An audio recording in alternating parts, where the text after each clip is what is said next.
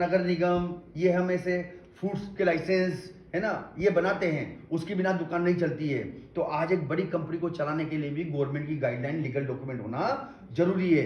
हमारी संस्था के पास वो सारे लीगल डॉक्यूमेंट अवेलेबल है जो गवर्नमेंट की गाइडलाइन में आने चाहिए। आगे बात करें, जैसा कि आप जानते हैं, आपको तो सब पता है कि मानव शरीर की रचना 7 तत्वों से मिलकर हुई है। अगर इनमें से एक भी अनबैलेंस हो जाता है तो हमें कई प्रकार के रोग घेर लेते हैं। आगे अगर मैं बात करूं तो WHO ने 10 लोगों पे सर्वे किया था।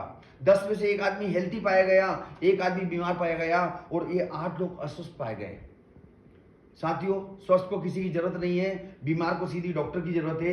ये 8 लोग जो अस्वस्थ थे, इन्हें डॉक्टर ठीक नहीं कर पा रहा है, हमारी संस्था इन 8 लोगों पे काम करती है। आगे अगर मैं बात करूं संकेत की, तो हमारे भारत देश को संकेत दे चुके हैं। पूरे वर्ल्ड में हमारे भारत देश को जो संकेत दे चुके हैं वो कहीं पर संकेत नहीं है। हमारा भारत देश शुगर की और कैंसर की राजधानी बन चुका है। सबसे ज्यादा मृत्यु हमारे भारत देश में साइलेंट अटैक के कारण होती है। आज सबसे ज्यादा अगर खाना नहीं पचने के कारण या लीवर की प्रॉब्लम की शिकायत देखने को मिलेगी तो वो भारत देश के अंदर मिलेगी, क्योंकि हमारे पूर्वज पहले इससे चबाते थे और इसको आराम देते थे। आज हम इससे चबाते और इसको आराम देते हैं, तो कहीं ना कहीं हमारा तरीका बदल चुका है। इसलिए आज 85% भारतीयों को डाइजेशन में प्रॉब्लम हो चुकी है। आज अगर मैं बात करूं तो 6 में से एक आदमी आपको मानसिक रोगी मिल जाएगा, क्योंकि जितनी उसकी आमदनी उससे कहीं गुना ज्यादा उसका खर्चा है। तो हर आदमी आज मानसिक रोगी होकर घूम रहा है। आगे हम बात करें तो हमारे पूर्वजों की अगर बात करें, कुछ साल अगर पहले जाएं तो हमारे पूर्वजों की हाइट 8 फीट की होती थी, नॉर्मल डिलीवरी हो जाया करती थी, अच्छा खान पान खाते थे, अच्छी मेहनत करते थे और 100-110 साल की उम्र जीते थे। और अगर बुजुर्ग अवस्था में बीमार होते थे तो काढ़ों का सहारा लेकर वो ठीक हो जाते थे। लेकिन आज क्या हो रहा है, बच्चे ऑपरेशन से पैदा हो रहे हैं। कुछ बच्चे अगर स्वस्थ पैदा हो गए तो आप ये देख रहे हैं man made food, pizza burger noodle chow mein खा खा कर अपने शरीर को ऐसा कर लिया है। और आज हर आदमी का एक फैमिली डॉक्टर है और शरीर को गोली का ढांचा बना के और अस्पताल के अंदर ही सारा पैसा देकर दम तोड़ देता आदमी। गलत तो नहीं बोल रहा हूँ साहब मैं? बिल्कुल करेक्ट।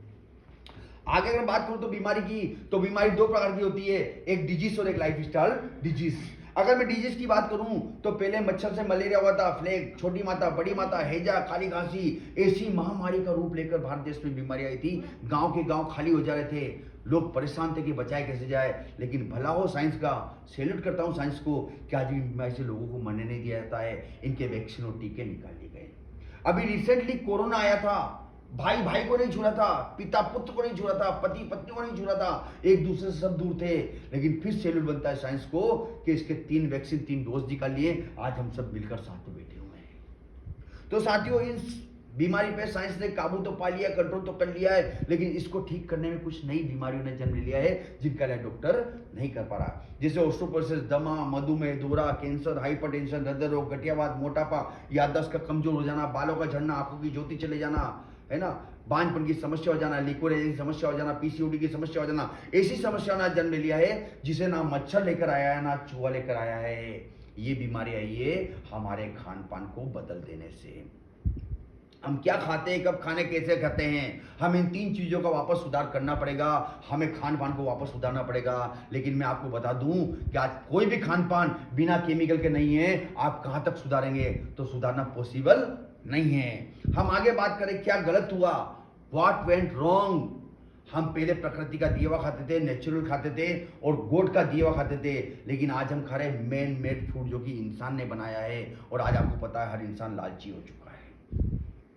और आगे बात करें, खेती का तरीका आज बदल चुका है। पहले गोबर खाद से खेती हो जाया करती थी, लेकिन आजकल पेस्टिसाइड और यूरिया के बिना जमीन भी अनाज पैदा नहीं करती है। खाना बनाने के तरीके की बात करें तो पहले चूल्हे पर रोटी पकाया करते थे, तपेली में दाल पकाया करते थे। लेकिन जब से हमारे घर के अंदर 2 यंत्र आए हैं, गैस और कुकर, हम गैस का बना खाना खा रहे थे, हमको गैस बन रही है। और आज कुकर का खाना, आप सोचते हो 3 सीटी में दाल पक गई, गलत सोच रहे हो। वो दाल पक्की नहीं है, वो गली हुई दाल खा रहे हैं और गली हुई दाल खाने से ही हमारा डाइजेशन बिगड़ रहा है। आज कोल्ड स्टोर की अगर बात करें तो पहले शहरों में हुआ करता था, फिर गांव में होने शुरू हुए और आज हर घर के अंदर एक छोटा कोल्ड स्टोर जिसका नाम फ्रिज है, हर घर के अंदर मिल जाएगा।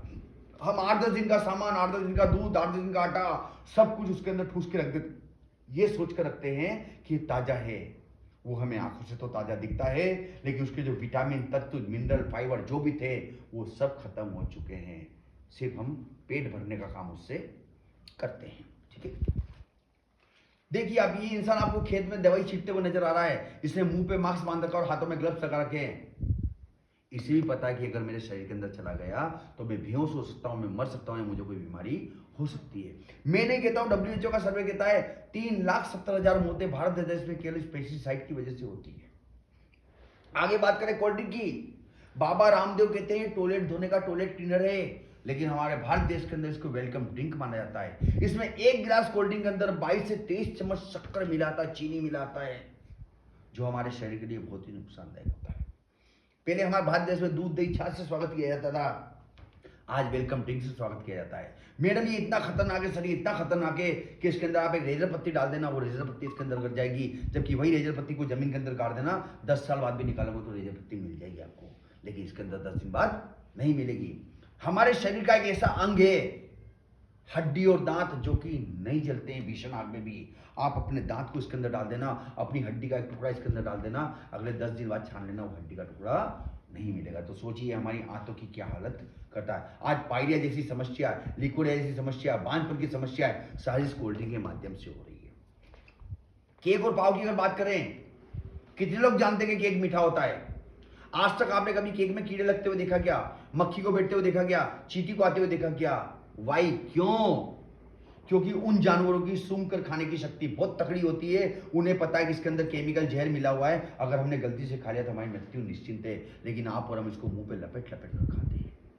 आज बात करें आइसक्रीम की, तो पहले आइसक्रीम मटका कुल्फी के नाम से जानी जाती थी, जो 2 से 3 दिन में खराब हो जाती थी, लेकिन आज बड़े बड़े मॉल के अंदर जाइए आप, कई फ्लेवर में आपको आइसक्रीम मिलेगी और महीनों महीनों वहां पर पड़ी मिलेगी।